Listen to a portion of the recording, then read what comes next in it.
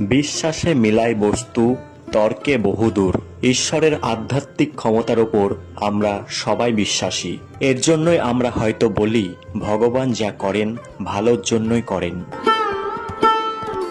এখন যে স্থানটি আপনারা দেখছেন সেটি মুর্শিদাবাদের একটি জাগ্রত মন্দির। এই মন্দিরের নাম হলো ন্যাকড়াতলা মাতৃমন্দির। এটি বর্তমানে মুর্শিদাবাদের বেলডাঙ্গা থানার মানকরা নামক একটি গ্রামে অবস্থিত। বর্তমানে মন্দিরটি নতুন রূপে সংস্করণ করা হচ্ছে।